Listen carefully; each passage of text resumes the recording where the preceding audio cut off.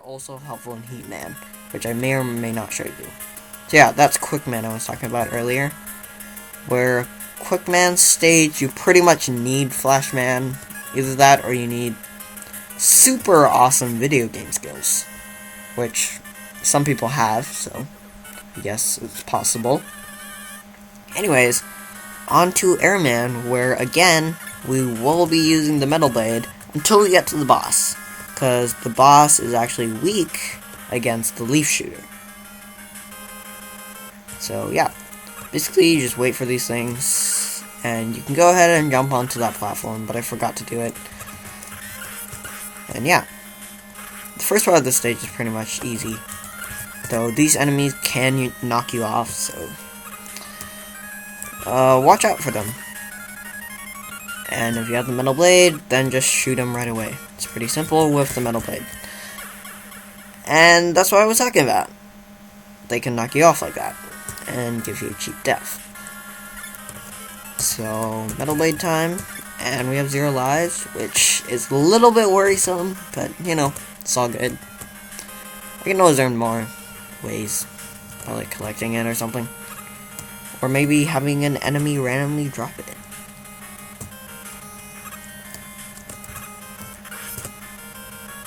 Okay, this is a glitch for some reason that sometimes the other horn will not appear. I don't know if you guys noticed that, but just now it did actually not appear. Right here, it's not appearing. I think it's because I only spawned half of it, so the horn didn't have time to spawn yet. But that's just my theory. Okay, let's get that health. And jump over here. And over here, you just need to shoot that guy and jump on those platforms. That's the only way to get through this. Unless you use, like, item 2. Which actually is a pretty good idea, I guess. But I'm not sure if item 2 has enough power to get you across the entire gap. So yeah, you can actually aim with the Metal Blade, but I prefer just shooting him normally, because to aim, you actually have to press one of the movement keys. And so it's a little bit risky, because sometimes your finger can slip, and then you'll just move off it and die. And that's not very good.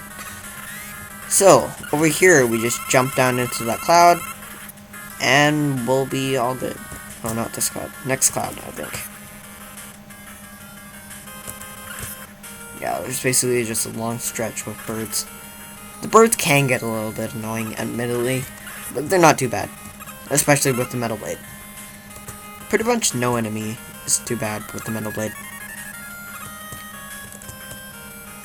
Okay.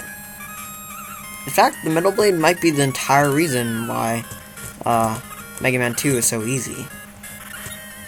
Like, without the Metal Blade, this might actually be pretty challenging. But whatever the case, we're already onto those platforms there. These platforms, you'll have to watch out again for those birds. Anytime you jump across these, you want to watch out, because sometimes a bird can come and randomly drop an egg on you while you're jumping across, and then you'll fall to your doom. And you also have to watch out for it. Wow, really? Did you guys see? Got like 2 extra lives. Dang it. Whatever. Anyways. Ah! See, I almost fell off there. So yeah, don't stand at the edge either. That's another tip. And there's that wind guy I was talking about. But sometimes you can trick him into despawning too. That's actually a pretty good tactic for Mega Man games, tricking enemies into despawning. And that was actually kind of risky. That jump just now. Ah! Keep forgetting you can't slide in this game. The slide was a pretty cool addition. Anyways, on to this guy, who is Airman, which means you have to use the wind. I thought it was the leaf shield, but I guess it's like windshield or something. Windshield wipers. Anyways, this guy should be a piece of take, not literally. Since I'm pretty sure he's actually 2 hits with the leaf shield. Yeah, just like that, 2 hits and he's dead, pretty much. So we actually beat him with no lives left. That's pretty good. So now we get the air shooter. Spoilers again. And the air shooter is actually good against Crashman. But we're not going to go against Crashman right now, just because my boss order is weird like that. And we're actually going to go on to Bubble Man, whose weakness, I honestly don't know. It might be the quick boomerang or something. But the middle blade, again, as usual, works very well on him. So that's what we're going to use. And we also got item 2, which will be helpful for Heatman and Wily Stage, and that's about it. So, Bubble Man time. And his stage is actually pretty challenging. One of the more challenging ones of this game. Contrary to his rather non-menacing name, Bubble Man. But actually, Mega Man, the creators behind Mega Man, tried to get away with making him menacing, and I'll show you that once we get his power, because they give his power like a weird name to try to make it look menacing. Anyways, the frogs are a breeze, but here's the part that always kills me. It's that you have to jump on these, but you only have a bit of time. And wow, that's the first time I've got across without Flashman. It's pretty good. Anyways, I'm gonna die anyway, because the chance of me getting through this stage without dying is pretty much 0. Mega Man 0 reference there. Anyway, so yeah, I'm just going to die so that I get free lives. That is my cheap method of the day. Die to get lives. Who knew? Too bad that does not work very well in real life. So now we have 2 lives, which means we should be able to get through the rest of the game. Actually, are a lot of extra lives in Heatman's and Flashman's stages. And I guess we are going to go through all 8 bosses. Might as well. I mean, why not?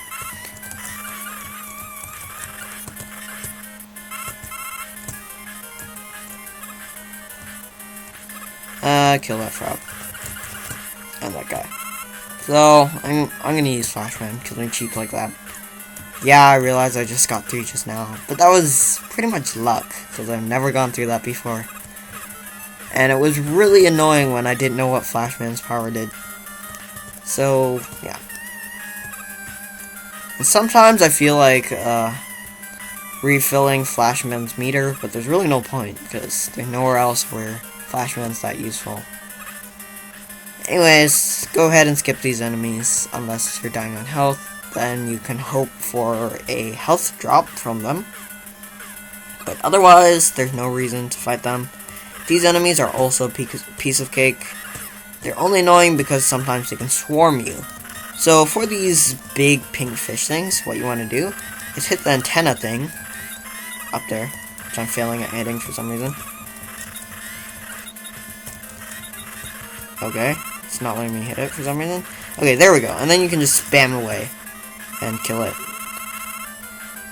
And actually, if you touch the thing without killing it, it does actually hurt you a lot. And here we go, Metroids. There's actually a reason behind why these are called Metroids that I completely forgot. I'm pretty sure there's like, I don't know, some company thing. And it's like the creators were the same. I don't remember. But there was like some game trivia reason. So I might add that in the description or something. Anywho, those black spikes on the top, the reason why I'm hesitating so much is because one touch by those and you die and go back to the last checkpoint, which is actually back when we first jumped into the water. So obviously I do not want to touch one of these black spiky deals. So kill the antenna again, which for some reason I'm not doing very well at.